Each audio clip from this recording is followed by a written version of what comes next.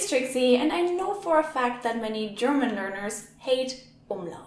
They have such difficulties pronouncing ö, and ü that some of them simply surrender and say a, o, and u instead. Kinda desperately pretending that umlauts and vowels are the same. Most of the time that's not a problem and they're still understood. But in some rare cases, using a vowel instead of an umlaut may cause you trouble. In today's video, I want to tell you 6 words that completely change their meaning depending on whether you use a instead of o instead of ö, or u instead of ü. 6 words where 2 extra dots make a big difference. First up,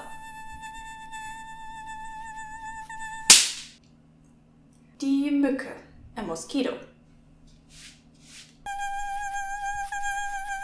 You just crawled into your nice cozy bed after a long fun day and then you hear it. Bzzz! Yeah, I think mosquitoes make exactly that face. And let me ask you, do you like the sounds that mosquitoes make? Is it music to your ears? Let me guess, no. Well, in that case, you should stick to the ü in Mücke rather than using u. Because die Mücke means the music. It's a slang word for it. Boah, was ist denn das für eine geile Mucke, Alter? Voll groovy. No one. Ever. So, music. Hater sidekick. What kind of Mücke are you into? I recorded you crying the other day and now I listen to that tape every time before I go to bed. Great. Meine Lieblingsmucke is Rammstein. But anyway, Mücke, Mucke, big difference.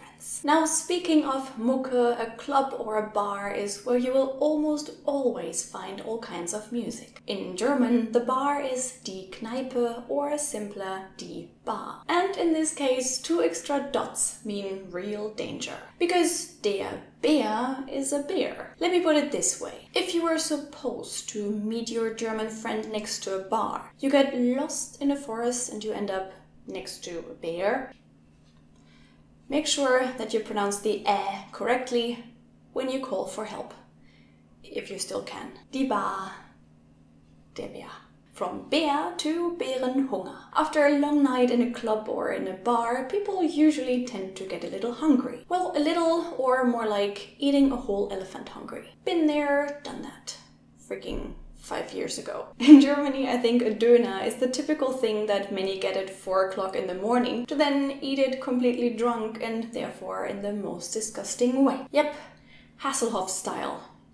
Or worse. Believe me, I've witnessed it a couple of times. You don't ever forget the pictures. It's not pleasant. It makes you question partying and drinking more than the actual hangover afterwards. In other words, if a friend is still a friend after seeing you drunk eat a Döner, never let them go. But a burger does the deed as well. Leading me to the next example where taking an umlaut for a vowel is a bit awkward, like that face I'm just making. Don't confuse der Burger with der Bürger. If your drunk friend texts you, komm, lass uns Burger essen, don't go. It's most likely the bear that ate your non-German friend that you were supposed to meet next to a bar and now got a taste for it, you know? Because der Bürger means the civilian. But what if I'm a cannibal?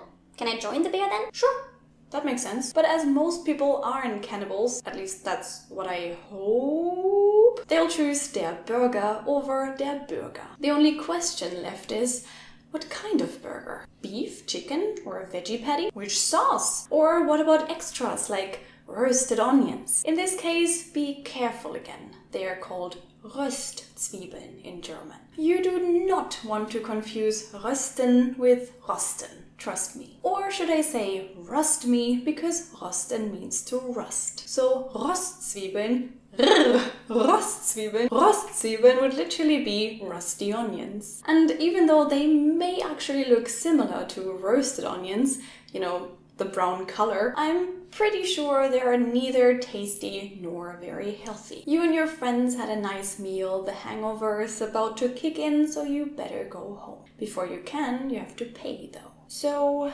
how many drinks did you have? How many servings of fries? Only one way to find out, you have to count everything.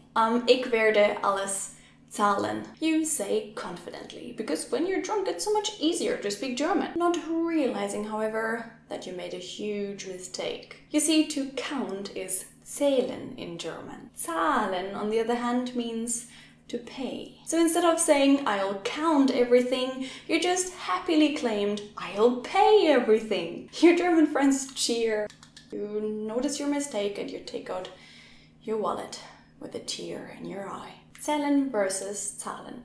I wonder how many people learned this the hard way. Finally, you are home. But after all this heavy, salty food, you kind of feel like eating cereal before you go to bed. So you get a big bowl, fill it with cereal and with milk, and then you get comfy on the couch. But weirdly enough, you suddenly notice that all the milk is gone and your t-shirt is soaking wet. It takes you a moment to understand, but then you have an epiphany. Instead of a bowl, you took a sieve out of the cupboard. You are an idiot. Or let me say it in German, das war keine Schüssel, du Schüssel. That wasn't a bowl, you fool. Exactly. Die Schüssel is a bowl and der Schüssel means the idiot. Just by ignoring the 2 extra dots on top of the U, you can turn a piece of dishware into an insult. Alright, rabbits, I hope that you learned a thing or two about the power of umlauts today. Mosquitoes aren't exactly musicians. Don't meet friends next to a bear. You should neither eat people nor rust. Save your money before you zahl with it. And don't give a Schüssel to a Schussel. Entschuldigung, könnten Sie mir bitte sagen, wie spät es ist? Oh, ich schussel. Ich hab gar keine Uhr um. I really hope that you enjoyed today's video. I think I have to clean a bit of a mess here right now.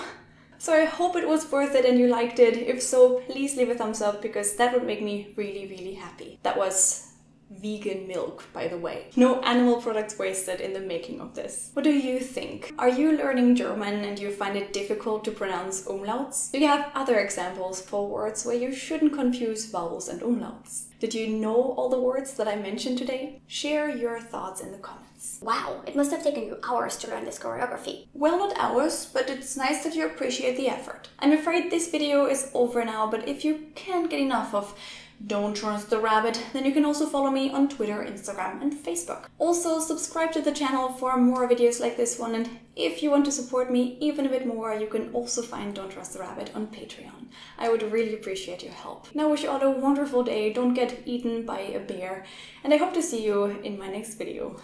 Bye!